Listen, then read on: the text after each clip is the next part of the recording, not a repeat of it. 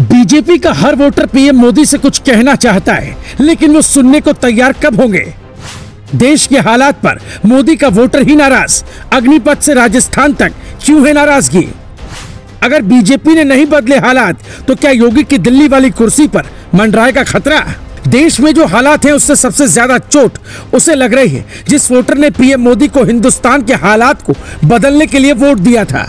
पिछले 8 साल से वो पीएम हैं, लेकिन अब कुछ उनके ही समर्थकों को लगता है सत्ता में रहने के बाद भी उनकी बात नहीं सुनी जा रही है। पहले यूपी में पत्थर उठाए गए, फिर महाराष्ट्र में उमेश नाम के व्यापारी के साथ ठीक नहीं हुआ, और अब राजस्थान के कन्हैया के साथ गलत हुआ। फिर बीजेपी का क्या है स्टैंड? देश में उसके वोटर ही नहीं समझ पा रहे हैं। कश्मीर में कश्मीरी पंडितों के हालात पर, देश में उठ रहे सवाल पर पीएम मोदी की खामोशी इशारा करती है कि उनकी छवि ऐसी तो नहीं थी। न वो किसी से डरते थे, न वो कहीं पीछे हटते थे। फिर इतनी बड़ी बड़ी घटनाओं के बाद भी उनका कुछ न कहना, बात न करना उनके समर्थकों को पसंद नहीं आ रहा। हम आपको कुछ समझाने की कोशिश करते हैं। पाकिस्तान ने जब पुलवामा में सेना की बस पर हमला किया था, तब पीएम मोदी देश के सामने आए और वादा किया, हम हिसाब लेंगे। उस वक्त देश भर के लोग पीएम को सुनना चाहते थे। उन्होंने वादा किया और फिर पाकिस्तान को सबक सिखाया। लेकिन आज देश में ऐसे हालात का कौन जिम्मेदार है? जो शांति में रहना चाहते हैं, उन्हें किससे खतरा सताने लगा है? इस पर भी लोग पीएम मोदी से सुनना चाहते हैं। ये नफरत की चिंगारी अगर नहीं बुझी, तो इस पर बीजेपी को भारी नुकसान होने वाला है। वो नुकसान योगी को होने वाला है। पहले किसानों ने घेरा तो पीएम मोदी ने माफी मांग ली थी, जिससे समर्थक नाराज हुए। फिर अग्निपथ पर उन्हीं लोगों पर प्रहार हुआ जो बीजेपी के कोर वोटर माने जाते हैं। महंगाई, रोजगार का मुद्दा पूरी तरह से गायब है। देश में सिर्फ हिंदू मुस्लिम का मुद्दा है।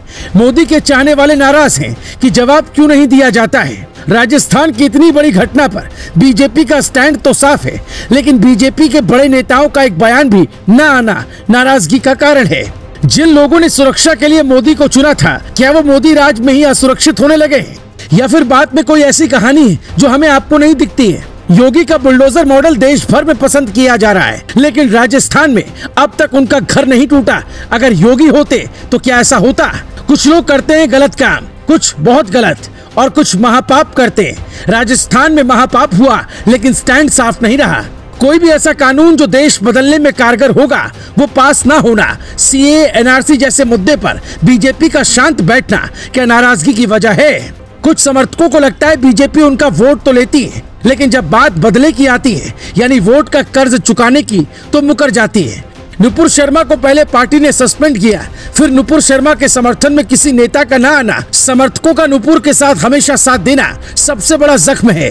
पीएम मोदी के बेहद खास अधिकारी ने ये तक मान लिया कि नुपुर की वजह से दुनिया में भारत की छवि को नुकसान हुआ। बीजेपी की पॉलिटिक्स एकदम साफ थी। यही पीएम मोदी जो शमशान और कब्रिस्तान पर वोट मांगते हैं, कई बार खुलकर बोलते हैं। फिर इस खामोशी के पीछे की वजह क्या है? कुछ सवालों के जवाब नहीं मिलते हैं। वो वोटर जो दिन रात लड़ता है, मोदी मोदी करता है, उसके बारे में भी सोचना होगा। पीएम मोदी किसी भी बड़ी घटना पर ट्वीट करते हैं, लेकिन राजस्थान की घटना पर एक भी ट्वीट नहीं आया। अमित शाह का एक भी रिएक्शन न आना क्या समझाता है? इसके पहले और इसके बाद की सभी घटनाओं पर पीएम को कम से कम निंदा करनी चाहिए।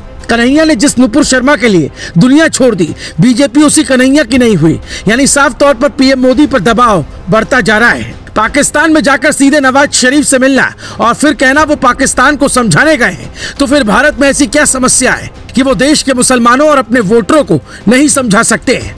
हो सकता है रिपोर्ट कुछ लोगों को न पसंद आएगी, लेकिन वक्त के साथ अगर बीजेपी ने खुद को नहीं बदला, तो आने वाले वक्त में मुश्किल होगी। जो वोटर मोदी को ला सकता है, वो योगी की तरफ वक्त से पहले अगर चला गया, तो फिर दिक्कत बीजेपी को हो सकती है। Bureau report, global Bharat TV.